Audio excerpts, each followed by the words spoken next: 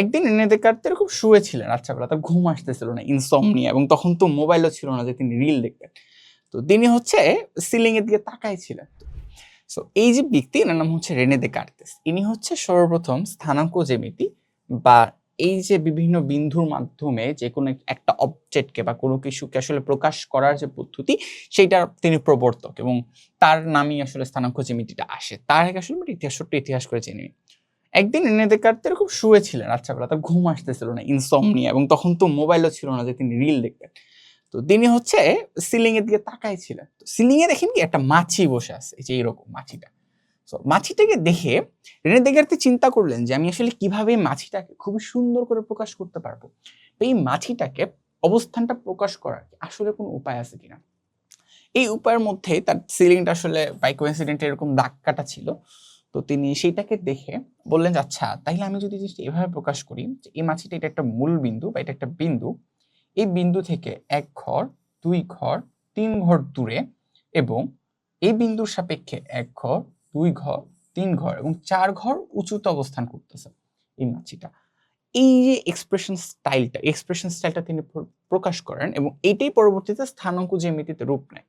যেহেতু Rene Descartes এই সম্পূর্ণ সিস্টেমটা বা স্থানাঙ্ক জ্যামিতিটা আসলে সর্বপ্রথম তুলে ধরেন, সেহেতু তাকে আসলে স্থানাঙ্ক জ্যামিতির প্রবর্তক বলা হয়, এবং তার নাম অনুসারে এই কার্তেস এই অংশ থেকে এই সিস্টেমটাকে কার্তেসীয় স্থানাঙ্ক ব্যবস্থা বা কার্তেসীয় কোঅর্ডিনেশন জিওমেট্রি হিসেবে বলা হয়। ওকে, এরপর আসি স্থানাঙ্ক জ্যামিতির পরিচয়। এবার আসি স্থানাঙ্ক জ্যামিতি জিনিসটা আসলে কি।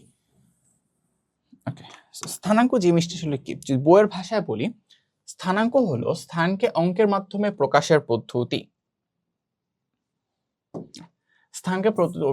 অর্থাৎ কোনো দ্বিমাত্রিক সমতলে কোনো বিন্দুর অবস্থানকে গাণিতিকভাবে প্রকাশ করার পদ্ধতি হলো স্থানাঙ্ক জ্যামিতি। আসলে খুবই কাঠকোট্টা স্টাইল হয়ে গেছে। চলো এটাকে আসলে আমরা একটু সোজা ভাষায় আসলে মানে বোঝা যায় কিনা একটু বোঝার চেষ্টা করি। প্রথমত, কোনো দ্বিমাত্রিক সমতল, দ্বিমাত্রিক হতে হবে যে ব্যাপারটা এরকম না, এটা ত্রিমাত্রিকও হতে পারে, চতুর্মাত্রিকও হতে পারে, বাট বোঝার স্বার্থে ধরে নিলাম এটা একটা দ্বিমাত্রিক সিস্টেম। একটা দ্বিমাত্রিক সিস্টেমের একটা দৈর্ঘ্য থাকে, একটা প্রস্থ থাকে। আমি দৈর্ঘ্যটাকে বোঝানোর জন্য এই দাগটা নিলাম, এবং প্রস্থটাকে বোঝানোর জন্য এই দাগটা নিলাম। ঠিক আছে, এখন বলা হইতেছে কি যে একটা ত্রিমাত্রিক সমতলে কোনো বিন্দুর অবস্থান, যেমন ধরলাম এখানে আসলে একটা বিন্দু অবস্থান করতেছে, বা ওই মাছিটার ক্ষেত্রেই যদি আমরা আসি, এই মাছিটার অবস্থানটাকে প্রকাশ করব আমি কিছু নাম্বারের মাধ্যমে, সংখ্যার মাধ্যমে। এই সংখ্যাগুলো প্রকাশ করার জন্য আমি ধরলাম এই যে একটা রেখা আর এই যে দুইটা রেখা, এটা তো আমার হচ্ছে একটা মূল অক্ষ ধরলাম, এটা আসলে মূল রেখা ধরে নিলাম। যদি এটাকে আমরা হচ্ছে মূল রেখা ধরি, তাহলে এই মূল রেখার সাপেক্ষে এগুলো আসলে কিছু সাব রেখা, এবং এই সাব রেখাগুলোকে কাউন্ট করে আমি আসলে এই জায়গাগুলোকে একটা ঘর হিসেবে তুলনা করতে পারি, বা এইগুলাকে আসলে একটা নাম্বার ধরতে পারি যে এটা আসলে নাম্বার 1, এটা আসলে নাম্বার 2, এটা আসলে নাম্বার 3।